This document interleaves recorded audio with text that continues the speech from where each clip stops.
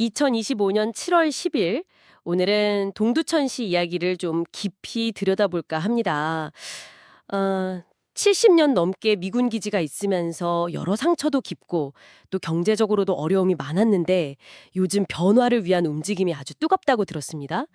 오늘 보내주신 자료들 보면서요, 이 동두천의 복잡한 현안들 하나하나 좀 풀어가 보죠. 네, 맞습니다. 오늘 살펴볼 내용들이 정말 뭐랄까 여러 겹으로 얽혀 있습니다. 그 논란의 중심에 있는 옛 성병관리소 부지 감사 문제부터 시작해서요. 또 미군 기지에 완전히 둘러싸여서 고립된 걸산동 주민들 이야기, 그리고 시정 3주년을 맞은 박형덕 시장의 성과 발표와 미래구상, 특히 그 미군 공여지 반환과 보상 문제, 이걸 정부에 강하게 요구하는 내용까지 다뤄볼 겁니다. 네, 정말 현안이 많네요. 그렇죠. 이 문제들이 서로 어떻게 연결되는지, 그리고 이게 당신에게 어떤 의미가 있을지 그걸 좀 명확하게 짚어드리는 게 오늘 저희 목표입니다. 좋습니다. 그럼 먼저 그 과거의 아픈 기억이 현재 갈등으로 이어진 곳이죠. 옛 성병관리소, 그러니까 낙검자 강제수용소라고 불렸던 곳, 이 부지 문제부터 볼까요? 시민 1288명의 서명으로 시작된 공익감사가 결국엔 감사원이 직접 감사하는 걸로 결정됐군요. 네, 그렇습니다. 일단 감사원이 들여다보겠다고 한 건 부지 매입 과정이라든지 건물 철거 결정이라든지 이런 행정 절차의 적법성 한 4가지 정도인데요. 아, 행정 절차요? 네. 그런데 사실 그 이면을 좀 봐야 합니다.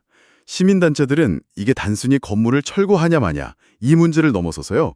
소요산 개발계획 전체의 어떤 투명성까지 문제 삼고 있는 거거든요. 아하, 개발계획 전체로 번지는군요. 그렇죠. 워낙 그 장소가 가진 역사가 무겁잖아요. 인권 유린의 현장이었으니까. 그래서 행정의 투명성, 절차적 정당성 문제가 더 크게 보이는 거죠. 그런데 박형덕 시장은 또 입장이 다르단데요. 특혜 의혹은 사실과 다르고 공무원들은 법 절차 따라서 적극 행정한 거다. 이렇게 반박하고 있더라고요. 네, 시장 입장은 그렇죠.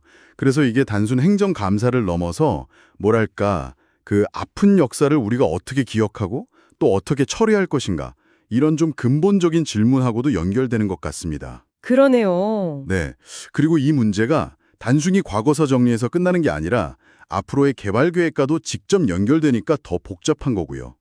시장은 그 농성 문제에 대해서도 강제적인 방법보다는 대화를 통해서 좀 합리적으로 풀어나가겠다는 입장입니다. 알겠습니다. 자, 그리고 또 다른 고립의 현장, 걸산동 이야기도 안 할 수가 없죠. 캠프 KC에 둘러싸여서 말씀하신 대로 육지 속 섬인데 통행증 없이는 자기 집 드나들기도 어렵다니.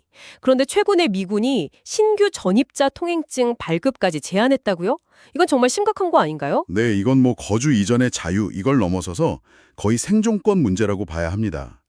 박 시장 설명 들어보면 1972년 이전에는 자유롭게 다녔는데 그 이후 시위 같은 게 있으면서 철조망이 생기고 통행증 제도가 시작됐다고 하고요. 아, 예전엔 안 그랬군요. 네, 특히 2000년대 초반에 그 미선 효순 사건 있었잖아요. 그때 이후로 시위가 좀 격해지면서 출입 통제가 훨씬 더 강화됐다고 합니다. 근데 이게 참 어려운 게 한미 주둔군 지휘협정, 그러니까 SOFA 규정이랑 얽혀 있어서 시에서 직접 해결하기가 쉽지 않다는 겁니다. SOF예요? 네, 소파 규정상 미군 기지 운영이나 접근 권한은 기본적으로 미군한테 있거든요. 아이고, 듣고 보니 정말 답답한 상황이네요. 주민들 입장에서는 당연히 기지 밖으로 나갈 수 있는 다른 길, 대체도로 같은 근본적인 대책을 요구할 수밖에 없겠어요. 이게 수십 년 된 불편인데 해결이 쉽지 않아 보인다는 게 참 안타깝습니다. 네, 그렇죠. 이런 어려움 속에서도 동두천시 차원에서도 나름 노력을 하고 있습니다. 마침 민선 풀기 3주년 성과 발표가 있었는데요. 박형덕 시장이 성과로 증명한 3년, 더 큰 미래를 여는 1년, 이걸 내걸었더라고요. 성과 발표요? 어떤 것들이 있었나요? 특히 아까 얘기한 그 기재 문제 때문에 생긴 경제적 어려움, 이걸 좀 풀어갈 만한 내용이 있었는지 궁금한데요.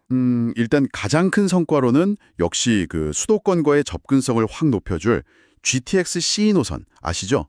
수도권 광역 급행철도. 이거 동두천 연장 확정하고 또 경제성까지 확보했다는 걸 꼽고 있습니다. 아, GTX-C 연장이요? 그게 크죠. 네, 그렇죠. 그리고 교육발전 특구 시범지역 선정된 거나 경기 북부 반려동물 테마파크 유치한 거 이런 것도 성과로 내세웠고요. 재정적으로도 좀 노력을 많이 한 것 같아요. 지난 3년간 국비, 도비, 또 공모사업 이런 걸로 한 2천억 원 정도 외부 지원을 확보했다. 그래서 열악한 재정 상황을 좀 개선하려고 애썼다. 이런 점을 강조했습니다. 2천억 원 확보요?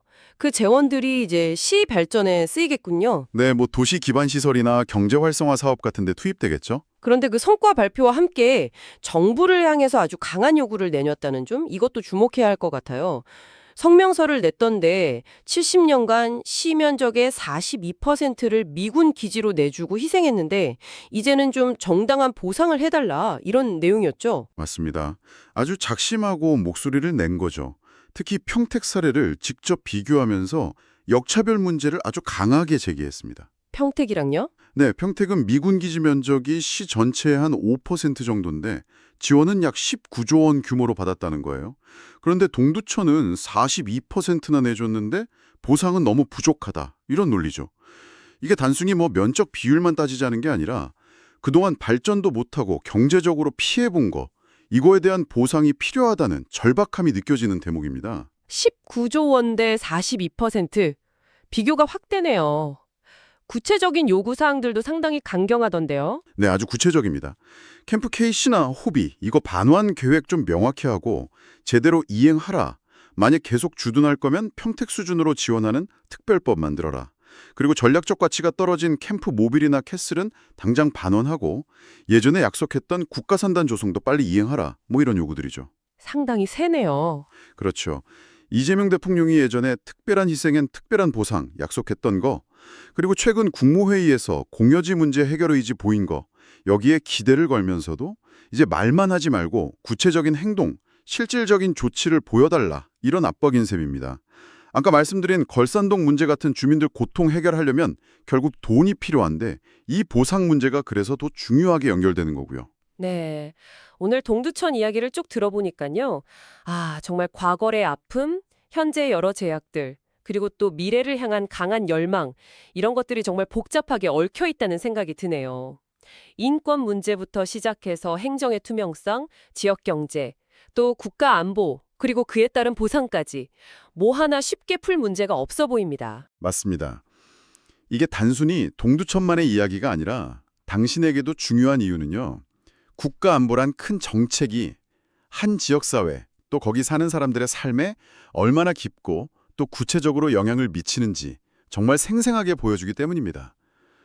그리고 또 아픈 역사를 어떻게 마주하고 기억할 것인가, 또 수십 년간 이어진 그런 특별한 희생에 대해서 우리 사회 전체가 어떻게 응답해야 하는가, 이런 질문을 던지고 있다고 생각합니다. 그렇군요. 그럼 마지막으로 이런 질문을 던져보면서 마무리해야 할 것 같습니다.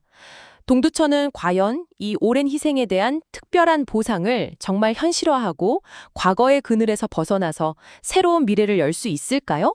아니면 말씀하신 에스오프야 협정 문제나 그 역사 유적지를 둘러싼 이견 같은 풀기 어려운 문제들이 계속해서 발목을 잡게 될까요? 앞으로 동두천이 어떻게 나아갈지 계속해서 지켜봐야 할 이유가 바로 여기에 있는 것 같습니다.